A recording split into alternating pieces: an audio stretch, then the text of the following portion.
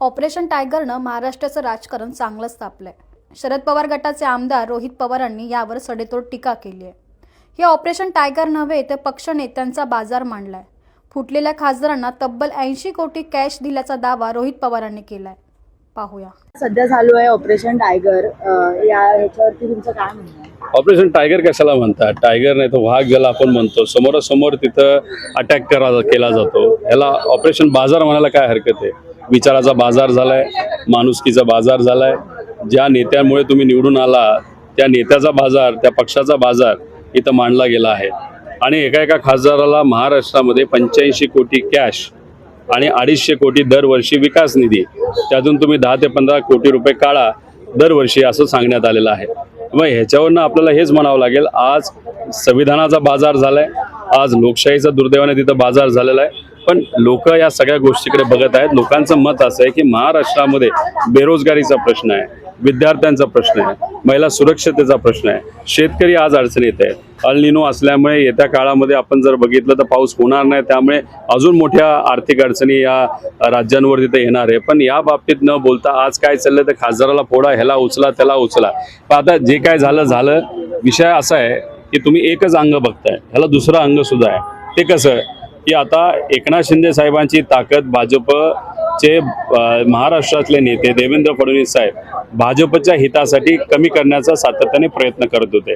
अजितदादा पक्षाची सुद्धा तिथं ताकद देवेंद्र फडणवीस साहेब कमी करण्याचा प्रयत्न करत होते.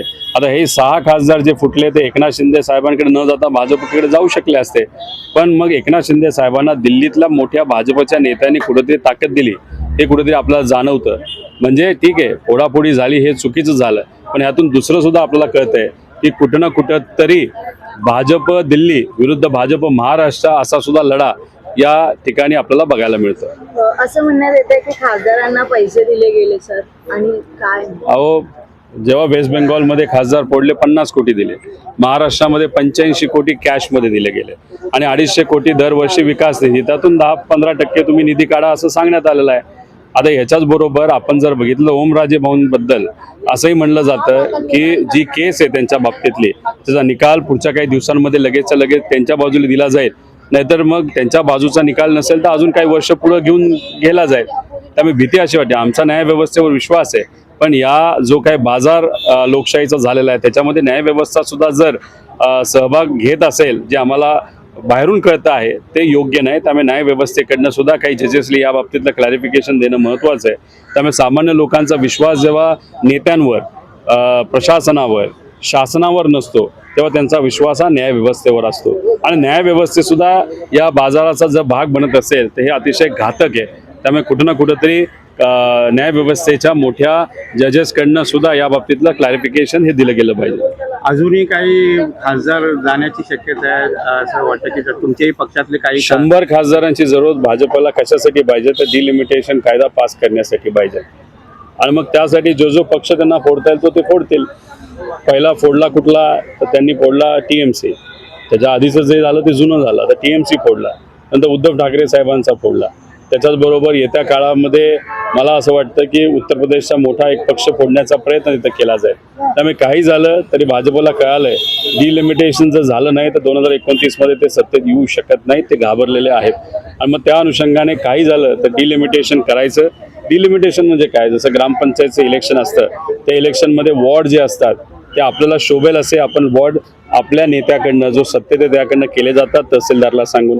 तसंच महानगरपालिकेमध्ये सुद्धा वॉर्ड फोडले जातात, प्रभाग फोडले जातात.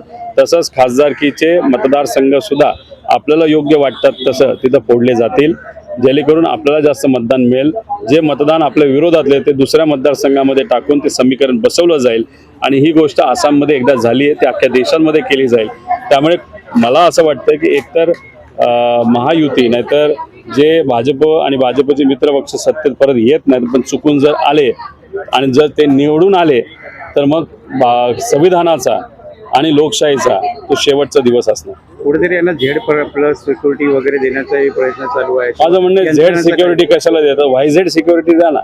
आहे का नाही मला माहीत नाही, पण मग Z सिक्युरिटी तुम्ही या नेत्यांना दिला, ह्याच्या आधी आमदारांना दिली, नेत्यांना दिली, मोठ्या मोठ्या व्यावसायिकांना दिली, मग गरिबांसाठी सिक्युरिटीचं काय झालं? आज महिला अत्याचार मोठ्या प्रमाणात या राज्यात वाढत आहेत. आज कायदा व सुव्यवस्थेची परिस्थिती आपल्या राज्याची उत्तर प्रदेश आणि बिहारपेक्षा अतिशय हलाखीची आणि वाईट झालेली आहे. त्याचं मुख्य कारण काय? मोठ्या व्यावसायिकांना सिक्युरिटी दिली जाते, नेत्यांना दिली जाते आणि गरिबांना विसरलं जातं. त्यामुळे आज खऱ्या अर्थाने गरिबांना लक्ष केंद्रबिंदू ठेवून आपल्याला काम करण्याची जरूरत असताना पैशाचा जोराचा वापर करून अशा मोठ्या पद्धतीने जर पक्ष फोडले जात असतील तर हे आपल्याला लोकशाहीला शोभणारं नाही.